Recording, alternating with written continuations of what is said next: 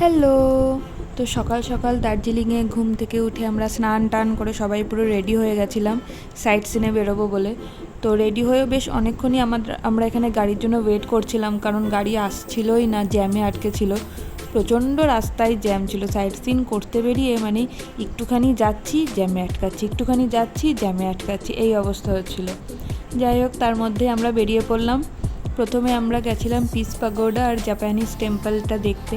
এখানটা তোমরা গাড়ি পার্ক করবে, গাড়ি পার্ক করে ওপরে উঠে মানে প্রাকৃতিক দৃশ্যটা তো খুবই সুন্দর, ভিউটা তো খুবই ভালো লাগছিলো। যথারীতি প্রচুর লোক ছিল, স্বাভাবিক, সবাই বেড়াতে গেছে। এবার প্রাকৃতিক দৃশ্যটাও খুব সুন্দর, বেশ শান্ত এমনি পরিবেশটা। ভেতরে তোমাদের জুতো খুলে ঢুকতে হবে। তো আমি তো বেশ জুতো টুতো খুলে ভিডিও করতে করতে ঢুকছিলাম। তো ওপরে গিয়ে দেখি ওখানে মনে হয় লেখা ছিল ফটো তোলা নিষেধ বা এরকম কিছু লেখা ছিল। তো আমার তো ভিডিও ফটো তোলা প্রথমেই হয়ে গেছে দেখার আগে। যাই হোক, মানে সবাই লেখা ছিল যে নিষেধ, কিন্তু সবাই ফটো তুলছিল। মানে যাই হোক, তারপর ওখানটায় কিছুক্ষণ সময় কাটিয়ে তারপরে বেরিয়ে আমরা পাশের যে টেম্পলটা আছে ওখানটাতে যাই। আর ভিউগুলো খুব সুন্দর, খুব সুন্দর, তোমরা দেখতে থাকো।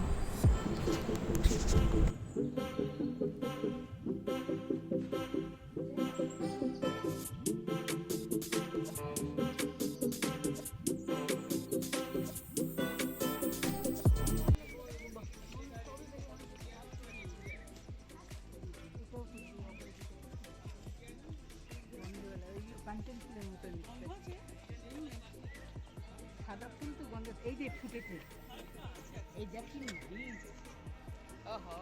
আর এর সহজে দেখি মরবে না। দেখেছিস কাঞ্চন ফুল টাইপের না, আমাদের এখানে যেমন কাঞ্চন ফুল। এটা আবার দেখবি, এই রঙ আবার দেখবি, এটা সাদা, এটা ওই যে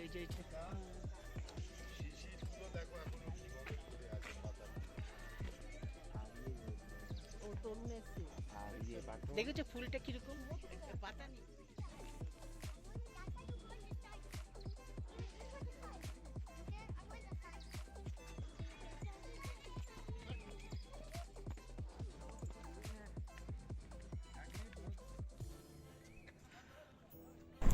এখানে উঠে এই সিঁড়িটা দিয়ে ওপরে উঠতে হবে।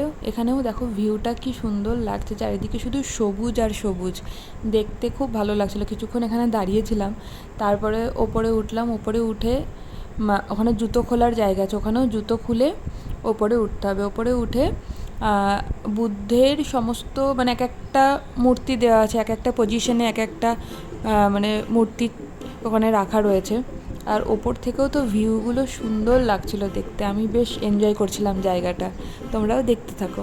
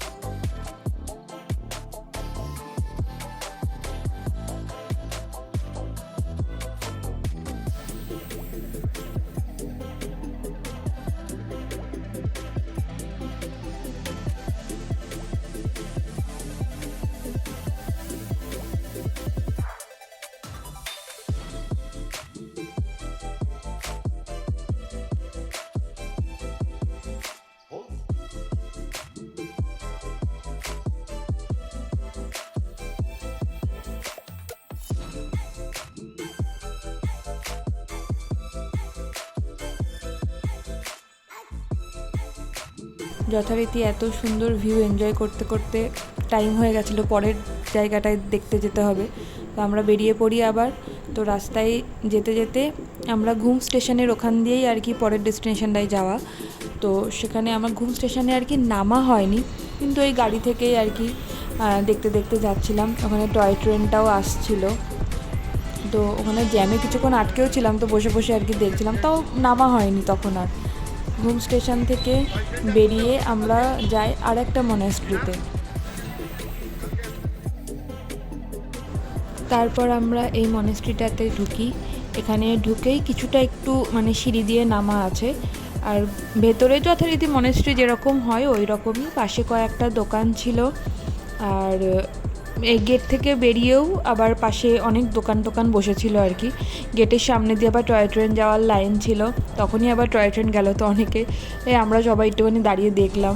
তারপরে সিঁড়ি দিয়ে নেমে মনেস্ট্রিটা দেখলাম, ওই দোকানপাটে একটু ঘুরলাম। মোটামুটি সস্তা সেরকম আমার পার্সোনালি মনে হয়নি অতটা যে দাম কম বা কিছু। তো যাদের যাদের ইচ্ছা তোমরা শপিং করতেই পারো। মোটামুটি এখানে কিছুক্ষণ থাকার পরে আমরা কিছুক্ষণ এনজয় করলাম, একটু ঘুরলাম, তারপরে আবার আমরা বেরিয়ে পড়লাম পরের জায়গা দেখার জন্য।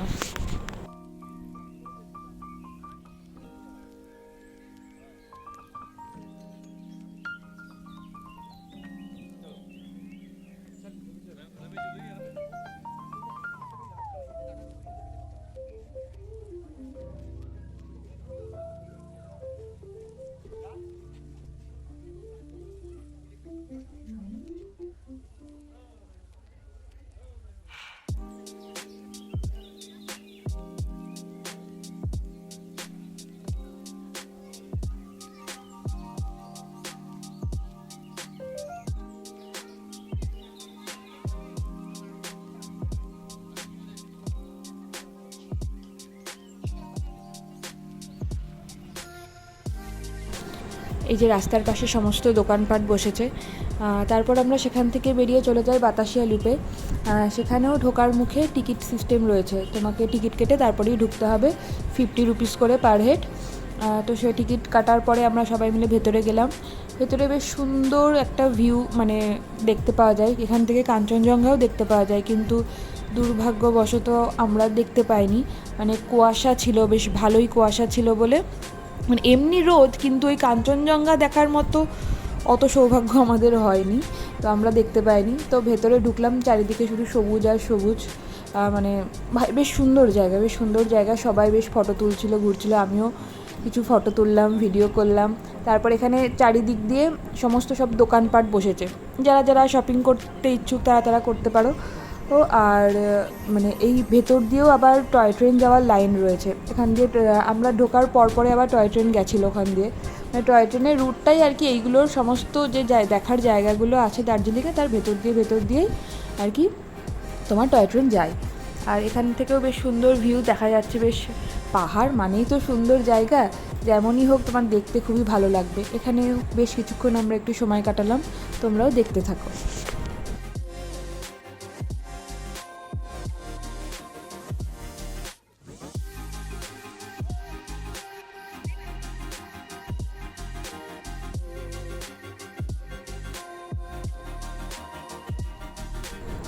তো আমরা তারপরে আবার নেক্সট জায়গাটা দেখার জন্য বেরিয়ে পড়ি, সেটা হলো দার্জিলিংয়ের এই বিখ্যাত চা বাগান আর কি দেখার জন্য আমরা বেরোই। তো অনেকটা জায়গা জুড়েই চা বাগানটা রয়েছে, দেখতে ওখানে দাঁড়িয়ে থাকতে খুব ভালো লাগছিলো, চারিদিকটা খুব সুন্দর লাগছিলো দেখতে, বেশ অনেকটা ঢালু এলাকা জুড়ে আর কি, মানে চা বাগান, ওই ঘুরে ঘুরে নামা যায়। তো কেউ অতটা নামলো না বলে আমিও আর অতটা নামিনি। আর বেশ এমনিতেই দাঁড়িয়ে থাকতে খুব ভালো লাগছিলো, ওখানেও কিছুক্ষণ কাটালাম, ফটো তুললাম, সবাই মিলে একটুখানি গল্প করলাম, সময় কাটালাম। তারপরে আমরা আবার বেরিয়ে পড়ি আমাদের নেক্সট জায়গা দেখার জন্য, সেটা হলো রক গার্ডেন। রক গার্ডেনটাও মানে দারুণ জায়গা। তো সেখানেও তোমাকে টিকিট কেটে ঢুকতে হবে, যত সম্ভব 20 টাকা করে টিকিট ছিল পার হেড। তবে এতটাই ভিড় ছিল না, মানে টিকিট অর্ধেক লোক তো টিকিট না কেটেই আর কি পাশ দিয়ে ঢুকে পড়ছিল, কেউ ধরতেও পারছিল না। যাই হোক, এখানে একটা ছোট্ট ঝর্ণা মতন আছে, সুন্দর সুন্দর ফুল গাছ, চারিদিকে সুন্দর সুন্দর গাছ রয়েছে, খুব ভালো লাগবে। এখানে কিছুক্ষণ ছবি টবি তুলি আমরা, ছবি তোলার পরে কিছুক্ষণ সময় কাটাই। এটা আবার ওপরে, এটাও রাউন্ড মেরে ওপরে হেঁটে হেঁটে তোমাকে অনেকটা ওঠা আর কি যায়, মানে এমনি জাস্ট তোমার চারিদিক দিয়ে এরকম গাছগাছালি রয়েছে, তার মধ্যে দিয়ে তুমি হেঁটে হেঁটে ওপরে ওঠা।